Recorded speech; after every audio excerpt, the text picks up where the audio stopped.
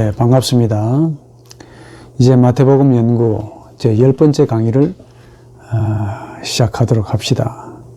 이제 오늘 강의의 제목은 인간은 신을 말하면서 신이 될 수 있다 하는 사실을 여러분들에게 말씀드리기 위함입니다. 우리 마태복음의 주제가 예수의 가르침, 그 예수의 가르침에서 나타난 바 된 우리 예수님의 그 인간성을 지금 연구하는 가운데 있거든요. 이게 이제 우리 마태복음에는 예수의 가르침이 자그마치 참 많은데 정확하게 번역하면, 정확하게 설명하면 한 5개 정도로 되어 있습니다. 근데 그 5개 예수의 가르침이 그냥 아무 의도 없이, 생각 없이 이렇게 나열, 혹은 배열, 혹은 뭐 서술, 이렇게 되어 있는 것이 아니고 아주 구조적으로 그렇게 배치가 되어 있다는 사실을 여러분들이 아셔야 됩니다. 소위 그 사다리 구조라 할까요? 대칭 구조라 할까? 하는 이런 구조로 되어 있는데, 이게 아마 마태가 가지는 아주 독특한 어법이면서도 그 당시에 유대인들의 어떤 그런 특이한 문법 구조에서 나온 것인지는 정확하게 알 수가 없습니다. 자, 그럼 마태복음에서는 그렇게 나타난다 하는 그 말입니다. 무슨 말이냐면은, 이 마태복음에는 그 제자들을 향한 예수의 그 설교 5개가 구조적으로 딱 이렇게 배치되어 있습니다. 마치 우리 여러분들 샌드위치 아시죠? 샌드위치의 그 맨 위에는 빵이 2개가 있고, 그 밑에는 또 뭐가 있습니까?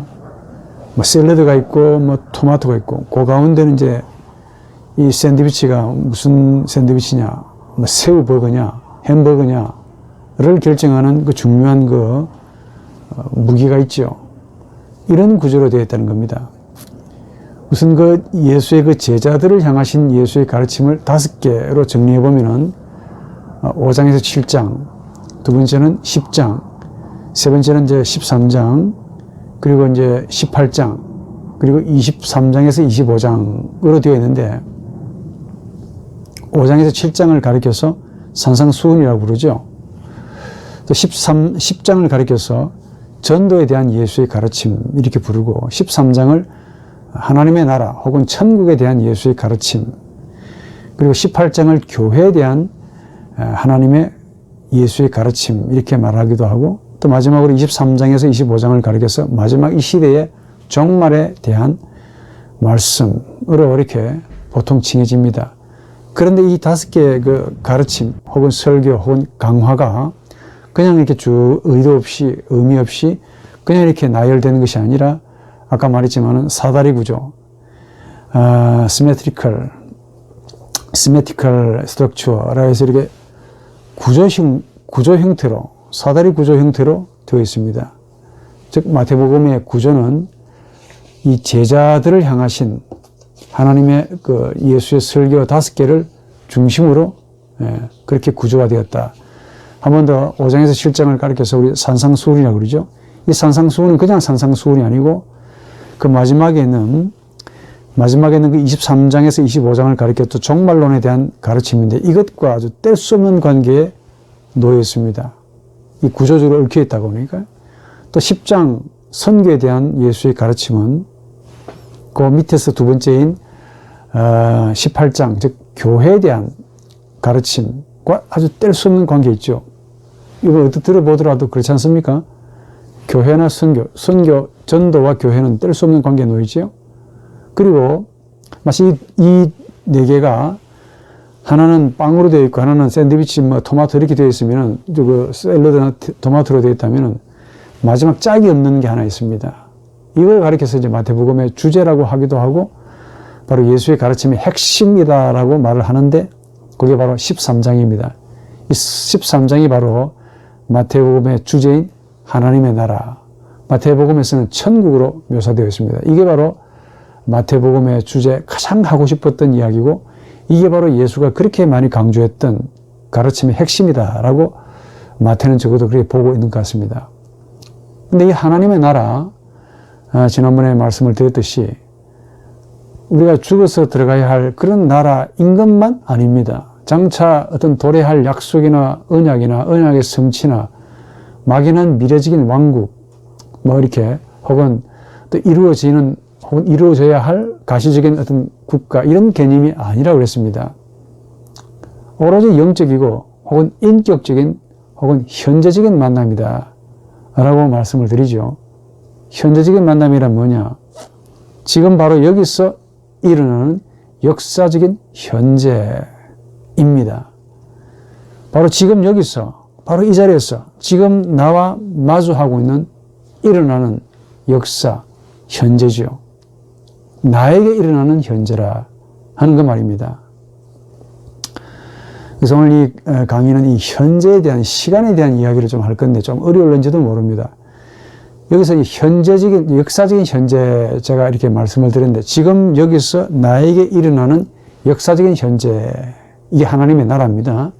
라고 했는데, 세계 모든 역사가, 세계사, 모든 세계 역사가 오로지 지금 여기서, 나라는 지점에서 전부 다 모이는, 함께 모이는, 오로지 나를 위해서 다 모여서 나만을 위해 현재로 성취되고 이루어지는 것을 뜻합니다.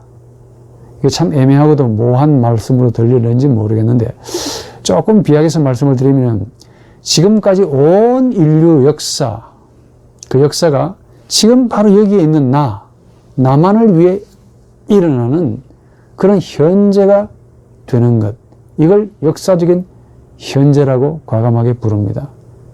그래서 역사란 뭐냐? 현재를 위한 역사입니다. 더 정확하게 지금 여기서 나하고 마주하고 있는 역사적인 현재지요. 현재가 지금 여기서 일어나고 있다는 겁니다. 어디에서? 나에게. 자주 역사라고 할 때 말씀을 많이 하시는데 두 가지 의미를 담고 있죠. 하나는 그 이전에 일어났던 그 역사를 말합니다. 근데 그것만 전부가 아닙니다. 지금 여기서 일어나고 있는 역사도 있습니다. 보통 역사를 영어로 히스토리, 독일말로 히스토리라고 부르는데, 이때 이 히스토리라는 이 말은 과거 한때 일어났던 그 역사를 지금의 시각에서 부를 때, 보면서 칭할 때 쓰는 말이죠. 그러니까 히스토리는 과거 역사를 지금 우리가 지칭하는 말입니다. 히스토리. 한때 일어났다 이게. 그걸로 땡. 끝이에요. 그러나 그것만 있는 게 아니고 역사를 할 때 지금 여기서 일어나고 있는 역사가 있습니다. 이 역사는 히스토리라는 말로는 좀 어울리지 않습니다. 독일어로 보면 이 게시슈테라는 말이 있는데 이 말이 참 적합하다라고 여겨지는데, 이 독일어 이 게시슈테, 이것도 역사입니다. 똑같은 말이에요. 이게 히스토리는 아니야. 이 게시슈테, 이거는 동사 게슈엔이라는 동사에서 나옵니다. 게슈엔이 뭐냐면 일어나다라는 뜻입니다. 지금 여기서 일어나는 거야. 지금 여기서 누구에게? 나에게서 어떤 신비가 지금 여기서 일어나고 있음을 표현하는 말로 게슈엔, 혹은 그걸 명사로 말하게 되면 게시슈테, 역사라고 부릅니다. 그러니까 지금 여기서 나에게 일어나는 역사죠. 어떤 신비가 지금 여기서 타자에게, 아닌 나에게, 저분이 아닌 나에게 일어나는 것을 뜻합니다. 우리 인간에게서 인간의 나, 누차 말했지만 인간의 나는 가장 고유한 존재입니다. 이 고유한 존재인 나를 지금 여기서 일으키게 합니다. 신비가. 그 신비로 인해 내가, 즉 나라고 불리는 인간의 가장 고유한 나가 일어나는 겁니다. 그로 인해 이 나가 그 신비를 직접 만나는 거예요. 영적으로 만나는 거죠. 눈으로 본다는 것이 아니고 직접 만나는 겁니다. 이 만남은 전적으로 나가 영적이고 정신적인 존재이기 때문에 만나는 것이고, 이 만남을 가리켜 우리는 인격적인 만남이다 라고 부릅니다. 영적인 만남은 곧 인격적인 만남과 동의어입니다. 이 신비와의 만남을 가리켜서 우리는 한 번 더 인격적인 만남 혹은 영적인 만남이다 라고 부릅니다. 그런데 이 만남을 시간과 관련해서 풀이하면 이게 바로 현재가 된다 그 말이에요. 현재가 바로 그 뜻입니다. 자, 그럼 이게 중요한 현재인데, 이 현재가 바로 하나님 나라고, 제가 말하고 싶은 게 바로 그 점인데, 자, 여기서 이제 문제가 있습니다. 현재가 뭐냐? 이렇게 이제 묻고 싶은데, 이렇게 물으면은, 이게 정말 대답하기 어렵습니다. 현재가 뭐냐? 그러니까 만남을 통해서 일어나는 현재인데, 현재는 체험되는 것이죠. 근데 현재가 뭐냐라고 물으면은, 설명문이 거의 없습니다. 말하기가 어렵다는 거죠. 왜냐? 현재는 지금 나가 여기서 일어나고 있기 때문에 체험하고 또 동시에 나를 체험하는 시간이지, 내가 체험하고 동시에 내가 누구인가를 체험하는 그런 시간이지, 인간 내가 객관적으로 관찰하고 묘사하고 서술하고 규정하고 정의를 내릴 수 있는 그 무엇이 아니기 때문에 그렇습니다. 이 현재는 내가 신비에 참여하면서 내가 인격이 될 때, 그러니까 참여하게 되면 내가 인격이 됩니다. 인격적인 존재가 돼요. 영적인 존재가 됩니다. 거기서 일어나는 바로 살아있는 시간입니다. 이게 시간으로 말하자면 이게 현재가 되는 거예요. 이 현재는 보통 우리가 일반적으로 쓰는 그런 현재, 통상적인 일반적인 그런 시간 개념이 아닙니다. 달리 말해 추상적이고 혹은 철학적이고 혹은 형이상학적인 그런 시간 개념이 아닙니다. 보통 이 현재, 과거와 미래 사이에 놓여 있다, 이렇게 이제 국정교과서에서 배우셨는데, 이런 인위적인 시간 개념이 아닙니다. 현재는 뭐요? 라고 이제 묻고 싶은데 참 어렵죠. 우선 현재를 이해하기 위해서 우리의 두뇌의 한계를 좀 먼저 절감을 하셔야 됩니다. 우리 두뇌의 한계가 있다 하니까 무한하지 않습니다. 유한합니다. 얼마나 유한하냐. 우리 인간의 의식, 영혼은 의식, 무의식 뭐 이렇게 되어 있지만은 우선 의식은 이성, 감정, 의지, 그로 되어 있죠. 그리고 오감이라고 하는 이런 5가지 감각을 보통 통해서 이렇게 활동합니다. 움직이죠. 그 가운데 이성이 가장 탁월하고 가장 뛰어난 일을 수행합니다. 그래서 이런 이점 때문에 이성을 높이 쳐받들고, 예?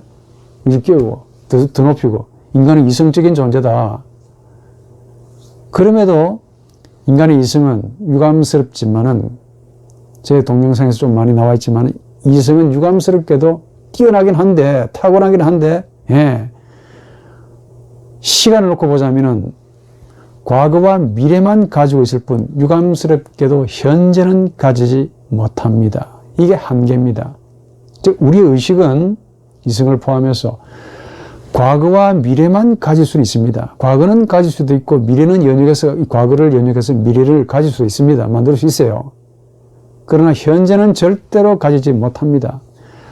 의식이 현재를 가지지 못하기 때문에 현재는 항상 우리 인간 의식에게는 어떻게 다가옵니까? 순간 혹은 찰나, 금방 지나가는 시간, 곧바로 지나가는 시간, 이런 식으로 다가온단 말이에요. 스쳐 지나가 버립니다. 잡을 수가 없기 때문에. 그럼에도 하고 싶은 이야기가 뭐냐? 이 현재는 시간의 가장 탁월함입니다. 이게 없으면 시간이 성립이 안 돼요. 바로 이 현재 때문에 과거가 주어지고, 이 현재로 인해서 과거, 미래가 주어진다는 겁니다. 무슨 말이냐? 과거란 처음부터 성은 과시고 이러면 과거 급제하시려고? 없습니다. 그런 시간은 없다 하니까. 과거라는 시간은 없습니다. 과거라는 이름을 가진 명문화된 시간은 없다 하니까. 과거란 만들어진 시간이야. 즉 우리 영혼의 산물이죠. 우리 영혼 밖에서 하나의 법으로 도식화된 임의적으로 만들어진 시간이 아닙니다. 과거는. 달리 말하면은 과거라는 이름으로 된 자의식의, 즉 나의식의 시간이지요. 이게 과거가. 비록 시간을 내가 가지지만은 과거 자체는 없습니다. 과거라는 시간을 내가 가집니다. 나라는 존재가 가진다 하니까 우리 인간의 영혼이 나가. 그러나 과거 자체는 없어요. 과거란 뭐냐?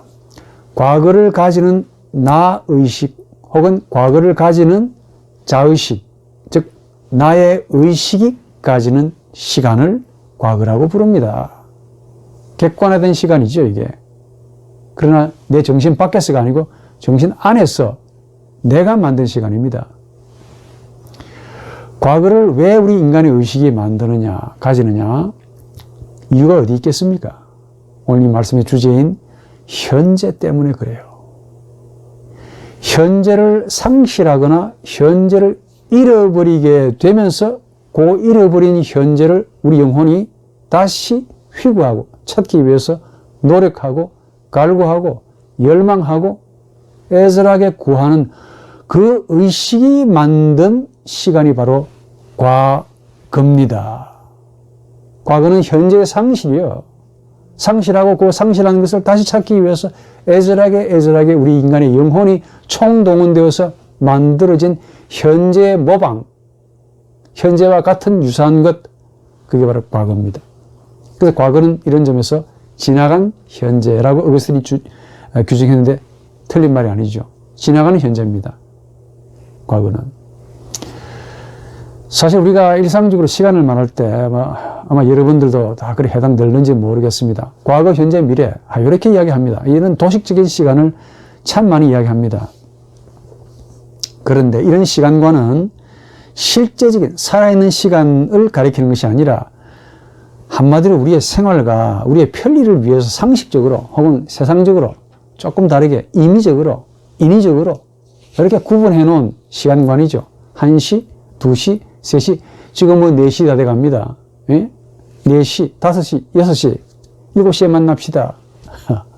이런 시간과는 이 인간의 이 세상적인 삶을 위해 임의적이고 임시적이고 세상적으로 소위 구분해서 표시한 천문학적인 그런 시간들이죠. 실제적인 시간들이 아닙니다. 지금 우리가 사용하는 모든 시간 개념들은 우리 인간이 임의적으로 만든 시간들이죠. 그러나 이런 시간을 실제적인 시간이라고 이렇게 오해를 하시는데 절대로 실제적인 시간, 즉 살아있는 시간이 아닙니다. 아니라고. 이런 시간 개념은 우리 정신 밖에, 정말 살아있는 시간 개념은 우리 정신 안에서 일어나는데 이런 통상적인 임의적인 이런 가설적인 이런 시간, 좀 추상적인 형이상학적인 이 시간은 우리 정신 밖에서 규정됩니다. 통념적으로 혹은 사회적으로 인정되는 소위 그런 시간이죠. 국정교과서 1페이지 둘째 줄에 나오는 그런 시간입니다.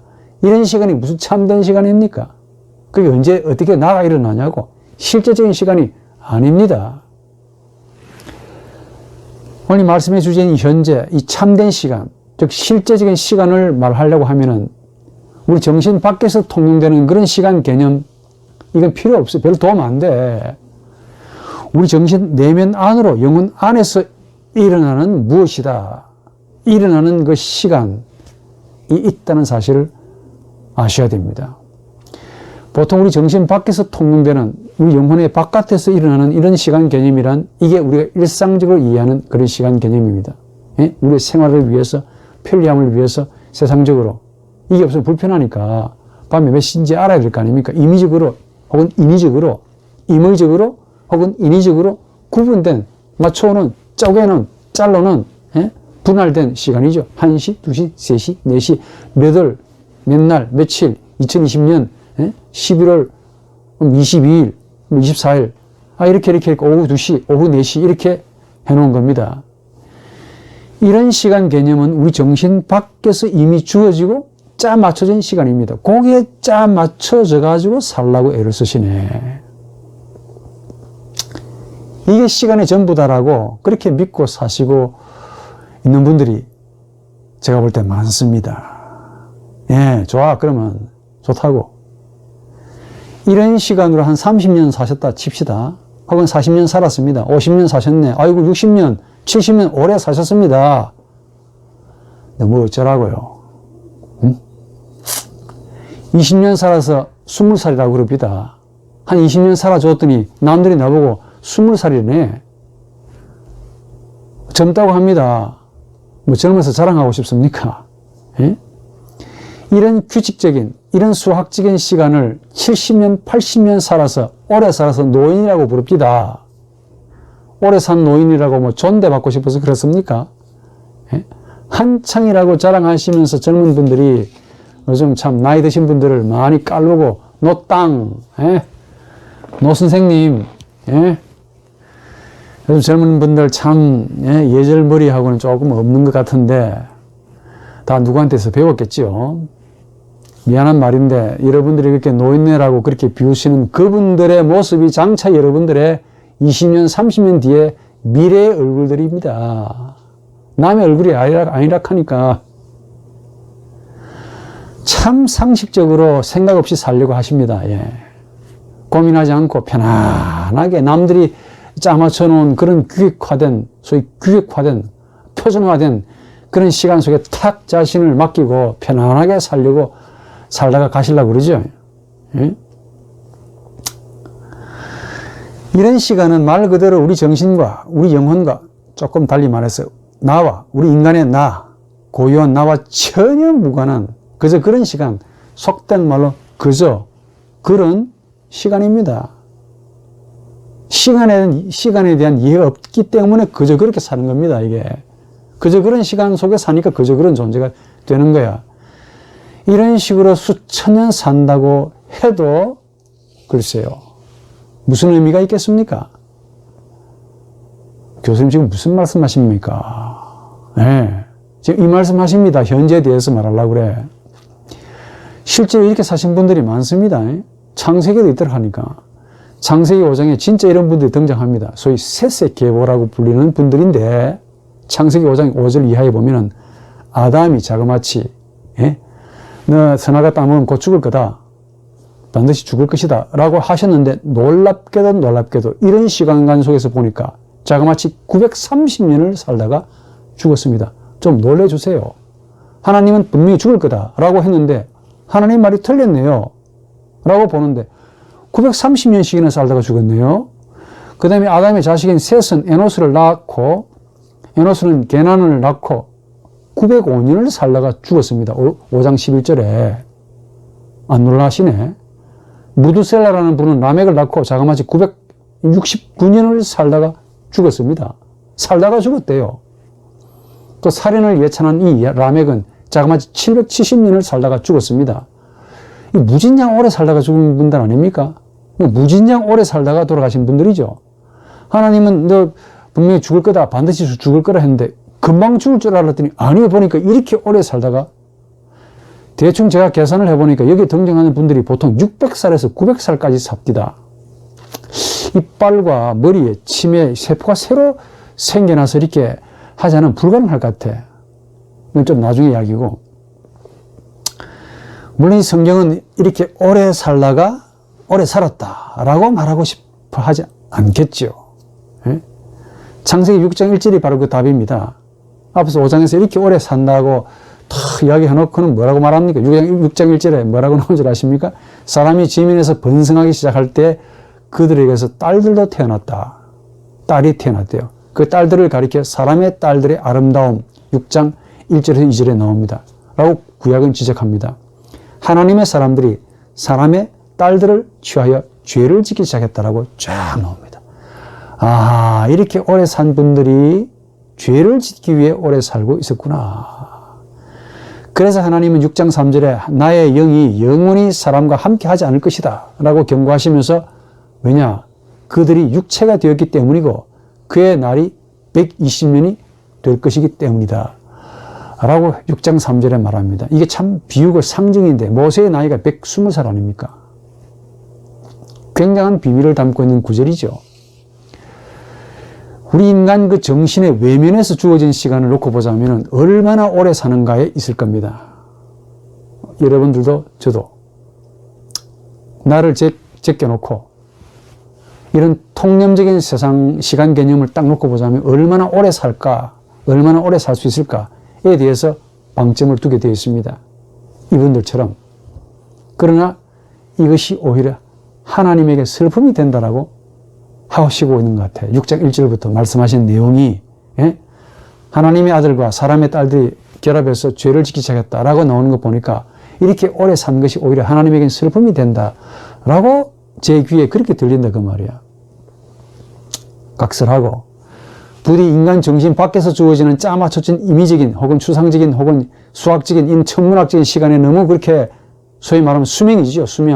수명에 너무 관심을 갖지 마시기 바라고, 뭐 관심 갖지 말라는 그 말이 좀 그렇습니다만은 그 관심보다는 안쪽으로 들어오시라니까.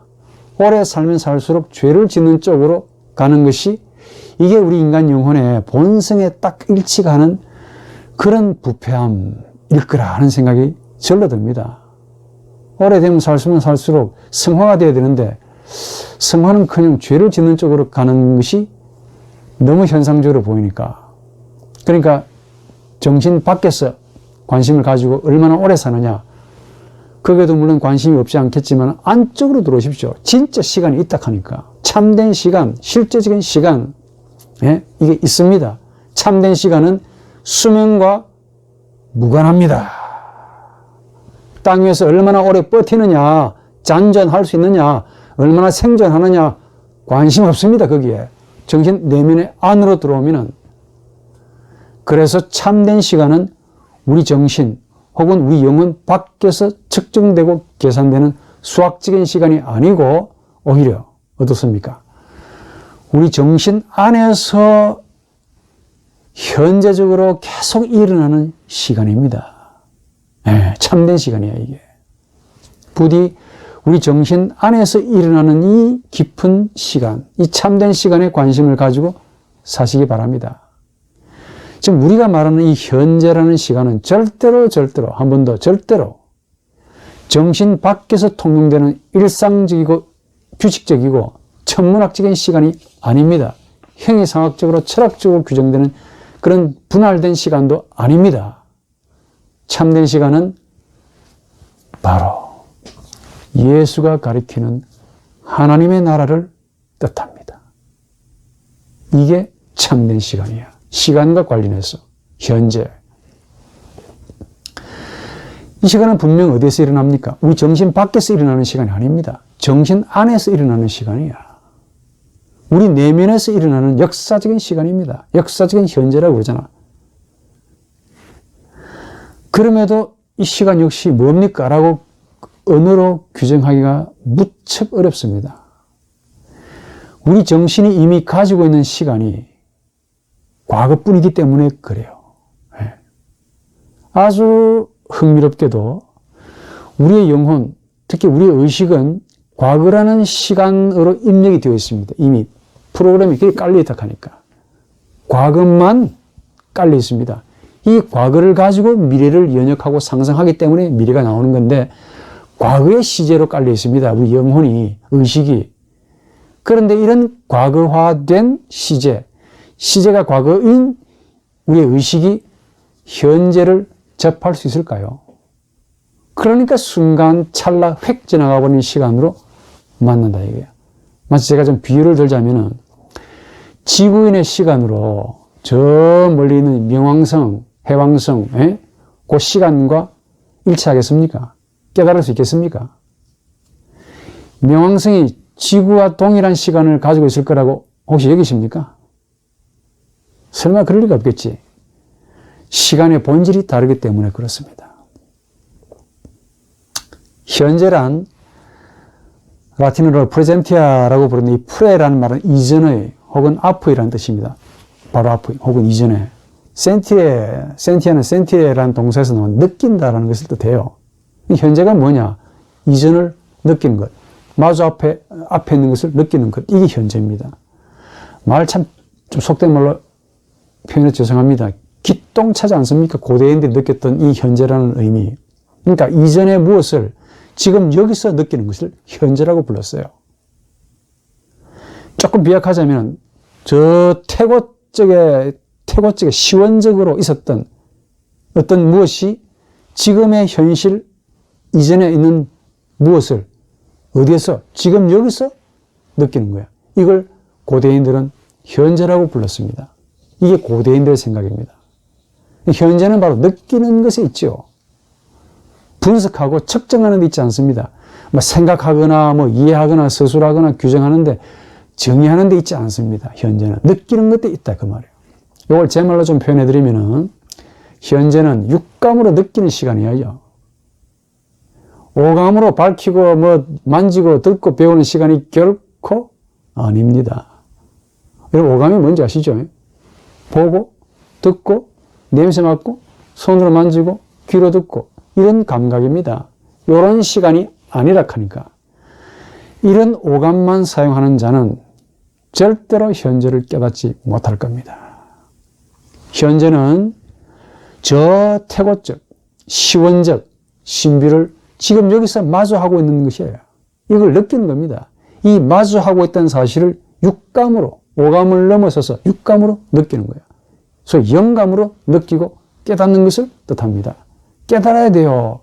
느껴야 된다 하니까. 예? 너는 예수의 마음을 품으라. 품으라 할 때 그때 느끼라는 그 말입니다. 그게 바울도 예? 그때 그렇게 이야기했습니다. 현재는 영감으로 느끼는 것이 맞습니다. 그러나 또 영감으로 느낀다 할 때 어떤 무엇을 느낀다라는 또 뜻은 아닙니다. 죽은 무엇을 느낀다는 의미가 아니라 오로지 생명이고 역사하시는 인격, 이걸 느끼는 것을 암시합니다. 그러니까 무슨 일이 벌어졌는지를 느끼는 것이 아니라 무슨 일이 벌어지고 있는지를 느끼는 거야.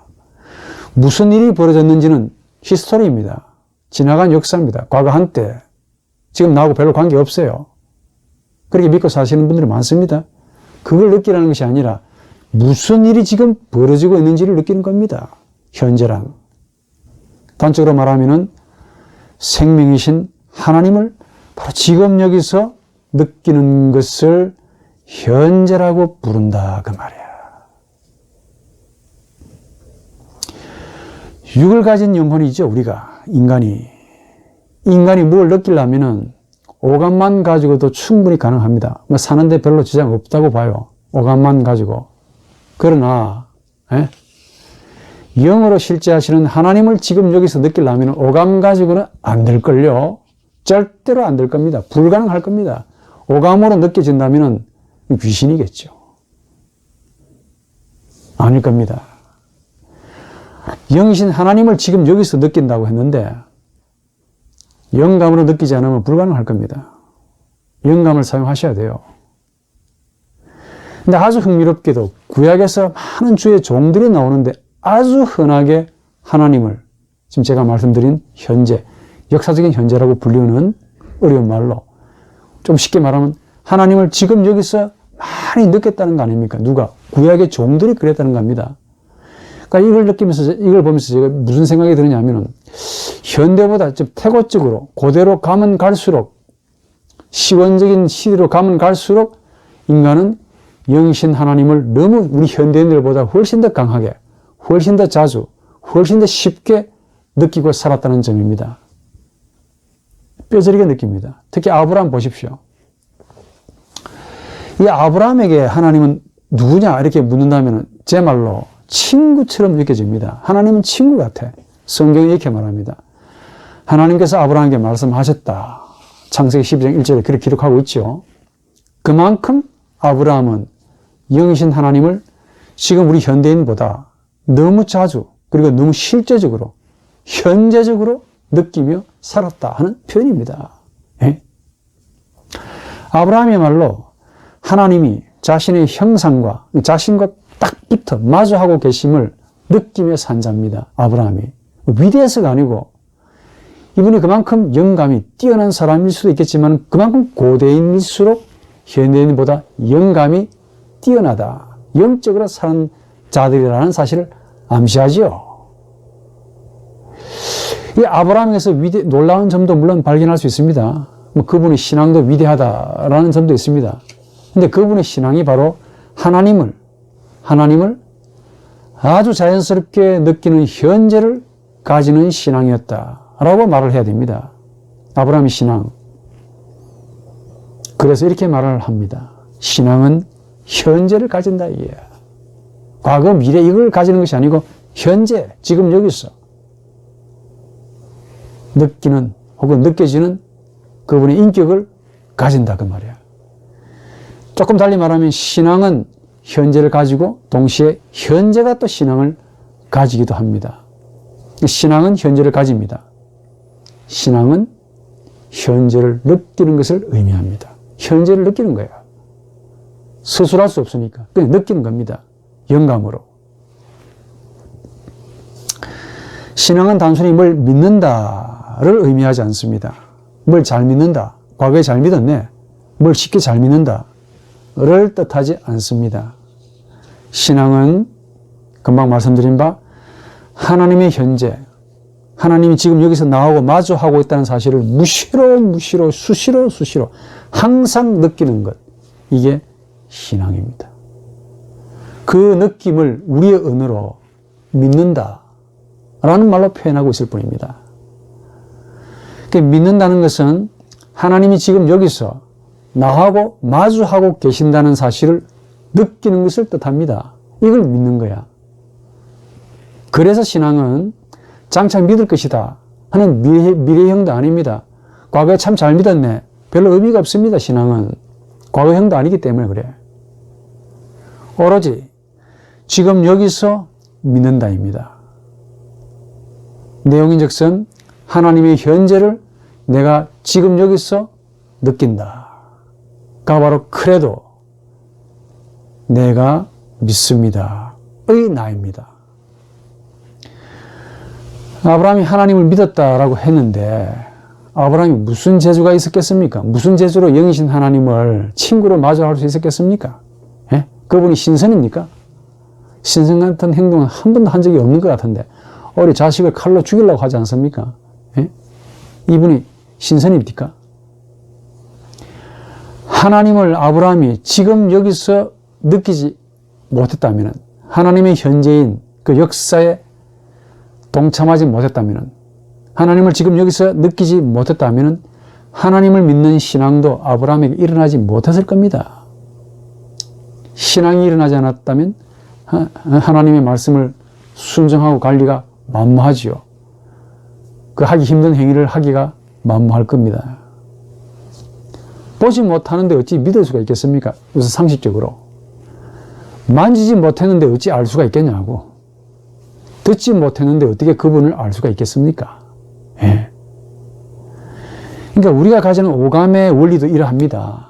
그런데 우리의 육감, 영감도 마찬가지라 그 말입니다. 느끼지 못하는데 어찌 우리가 그분을 알아보겠으며, 느끼지 못하는데 어찌 우리가 그분을 하나님으로 믿겠습니까? 예. 그래서 구약에 많이 나오는 이 주의 종들의 신앙들은 공통적으로 다 영감으로 느끼는 신앙이었다 라고 해야 됩니다. 그래서 구약 성경의 저자들이 지금 여기서 자신과 마주하고 있는 그 하나님을 영적으로 강하게 느꼈고, 정말 강하게 느꼈습니다. 그 영적인 감각으로 성경을 기록할 수 있었다라고 해야 됩니다. 하나님이 바로 자신 앞에 마주하고 있음을 아주 강하게 느끼는 것, 이거는 오감 가지고는 택도 없습니다. 이성이 아무리 뛰어나도 택도 없다 하니까, 감정이 아무리 뛰어나도 택도 없다 하니까요. 영감의 작용이 아니면 불가능합니다. 느끼지 않으면, 깨닫지 않으면 불가능해. 영이신 하나님을 느끼는 것은 오감 가지고는 도무지 이거 못 느낀답니다. 예? 슬픈 현실인데, 고대인들은 우리 하나님의 현존을 우리보다 훨씬 더, 현대인인 우리보다 훨씬 더 자주, 훨씬 더 강하게 느꼈다는 거 아닙니까? 그런데 우리 현대인이라고 하는데, 말은 현대인이야. 참 모델은 좋죠. 뭐든 좋아.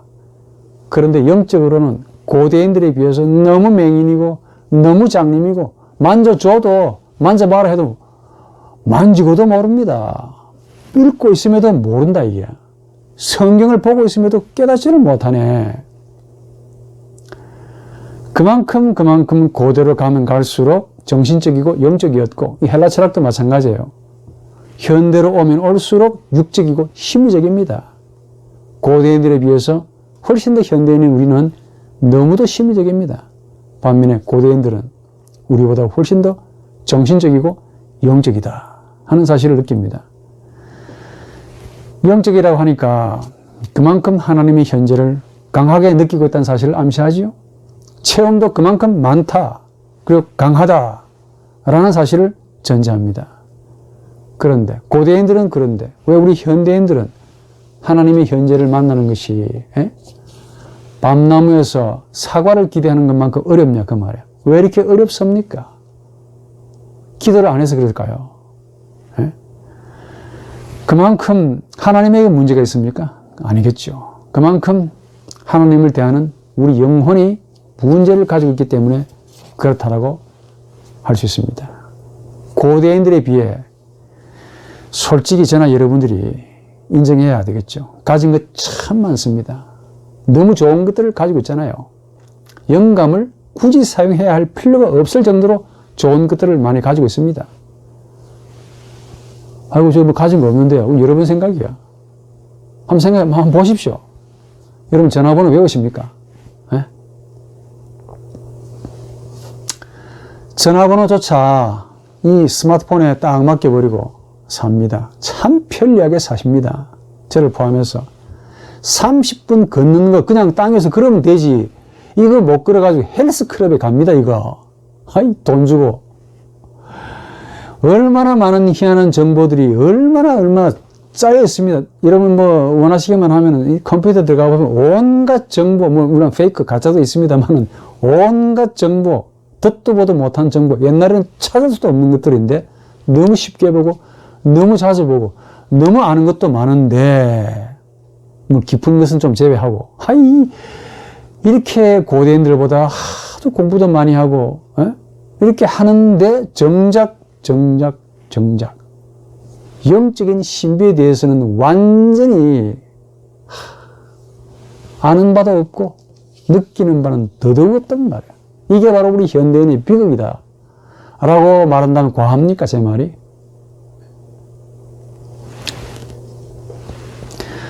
눈을 보이지 않으면은 우리의 마음이 활성화되어서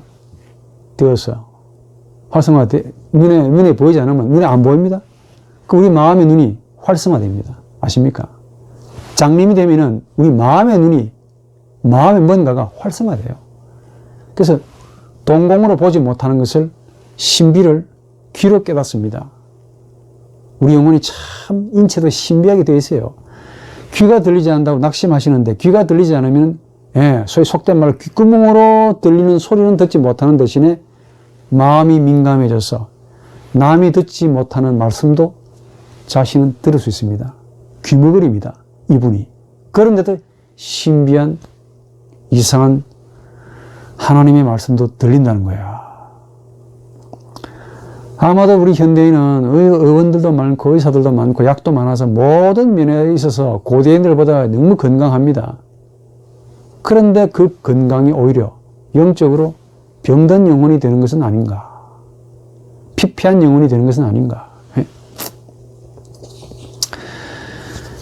그래서 우리 영혼이 예수의 인간성을 회복하는, 이에 회복해야만이 하나님의 현재를, 즉 지금 여기서 하나님과 마주할 수 있는 이 사실을 깨닫고 느낄 수 있는 이런 인간이 된다 하는 것이 바로 강의의 주제이긴 합니다. 다시, 왜 우리 영혼은 과거를 가질까요? 참 신비합니다. 현재를 상실했거나 현재를 잃어버렸기 때문에 그래요. 그래서 우리 영혼은 근본적으로 현재를 만들 수가 없습니다. 현재를 손에 잡을 수도 없다 하니까. 현재를 내 마음대로 처분할 수도 없어요. 왜? 우리 영혼의 시제가 본질적으로, 근본적으로 과거 시제이기 때문에 그래. 과거 시제에서 무슨 현재를 만들겠습니까? 과거 시제는 뭡니까? 우리 이성이 자신과 마주하는 모든 생명들을 항상 3인칭으로 인지하려는 데서 생기는 시제입니다. 좀 어려운 말로, 단적으로 말하면 우리 이성은 단단하게 1인칭과 2인칭은 절대로 인식하지 못합니다. 이게 우리 인간의 이성의 한계입니다. 이게 항상 3인칭으로 인식해야 돼. 1인칭과 2인칭은 우리 인간의 이성이 인식도 못하지만 또 사실 인식의 대상이 아닙니다. 1인칭은 알다시피 나 있다잖아요. 야훼, 나 있다를 지칭하는 표현입니다. 2인칭도 너 있다 하나밖에 없습니다. 이걸 지칭하는 표현입니다. 이건 오로지 하나뿐이고 절대적으로 주관적이지 객관적이지 않습니다. 3인칭으로 묘사, 서술, 규정, 정의가 불가능합니다, 이게. 그러니까 3인칭은 뭐냐? 그것, 사물, 이걸 지칭하는 문법적인 은칭이죠. 인칭이지, 살아있는 혹은 생명이 있는 나나 혹은 너를 이 생명을 지칭하는 인칭이 아닙니다. 조금 더 말 나온 김에 좀 어려운 말 한번 더 해볼까요? 여러분, 우리 한글에서 조사라는 게 있죠, 조사. 근데 우리 외국에는 조사가 없고 그 대신에 격이라는 게 있습니다. 카수수라는 격이 있어요. 보통 이제 유럽 언어에서는 조사에 해당되는 격이 있는데 보통 주격, 소유격, 역격, 목적격, 혹격 이렇게 부릅니다. 그런데 다 아시겠죠? 그 내용인즉슨. 그런데 생명 혹은 실제성을 지칭하는 격은 오로지 두 개뿐입니다.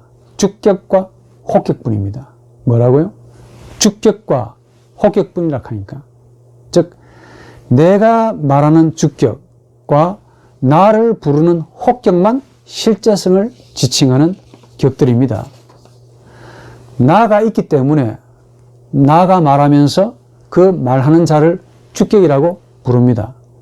너가 있기 때문에 내가 부르는데 내가 부르지요. 너가 있기 때문에 그 부름을 혹격이라고 지칭하지요. 그러니까 상대와 나의 관계는 주격과 혹격과의 관계이지 다른 격들은 소유격, 역격, 목적격 어렵게들 말씀하시는데 이런 격들은 어디에서 생겨난 줄 아십니까?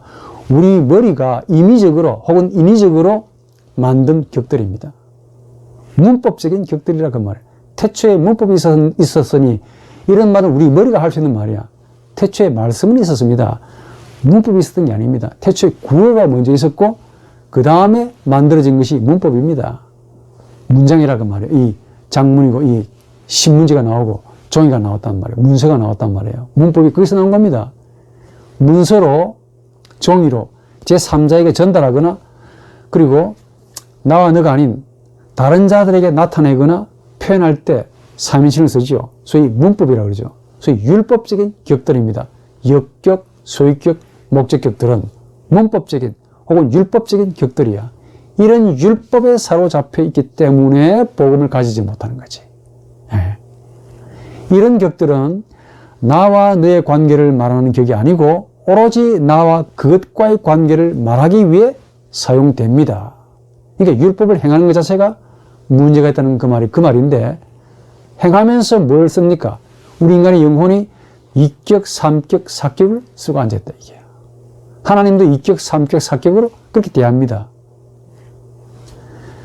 그래서 이 소유격, 역격, 목적격은 실제성 상실의 결과입니다. 문서상에서나 서류에서나 책에서나 문법에서나 등장하는 격들이지 나와 너가 사용하는 그런 격들이 아니라 그 말이야 이게. 실제하는 생명은 나 너밖에 없습니다. 그래서 유명한 오스트리아 철학자 에버너는 뭐라고 말합니까? 소유격, 역격, 목적격 이런 주격과 혹격을 제외한 이런 격들을 가리켜서 격의 왜곡, 격의 상실, 카수스 오블리쿠우스라고 부릅니다. 한마디로 생명 없는 격, 생명 없는 조사들이죠. 나가 너를 지금 마주하면은 이격적, 소유격, 역격, 목적격 같은 격들은 필요 없습니다. 마주하고 있는데 무슨 소유격, 무슨 삼격, 무슨 목적격이 필요하겠습니까? 그렇지 않습니까? 이 주격과 혹격은 마주할 때만 나타나는 격이죠. 바로 이게 생명을 나타내는 격입니다. 주격, 혹격은 내가 지금 상대와 마주하고 있다는 사실을 전제합니다. 나는 너를 부르면서 혹은 또 나는 너에 의해 부르심을 받으면서 주어가 되고 주격이 되고 또 너는 나를 부르면서 혹은 너는 나에 의해서 부르심을 받으면서 혹격이 되는 거예요. 이거밖에 없어요. 바로 이 관계가 하나님과 인간과의 본질적인 관계입니다. 영적인 관계입니다. 이게 하나님은 인간이 마주해야 하는 생명이지 그 인간이 3인칭으로 서술, 묘사, 기술, 정의, 문법으로 나열해야 할 하나님이 아닙니다. 이런 점에서 슬픈 이야기 하나 있는데, 이런 신존재 증명을 하려고 어떻게 애를 많이 쓰시는 분들이 있습니다. 신이 있다예요. 신존재 증명. 철학사에서, 신학사에서. 신존재, 모든 신존재 증명들은 아무리 잘했다고 하더라도 그 육신의 정욕의 산물입니다, 그게. 경건의 산물이 아니고 육신의 정욕의 산물이야. 하나님을 증명하려면 어떻게 됩니까? 그분을 3인칭으로 내가 만들어야 돼요. 신이 있다, 3인칭 아닙니까?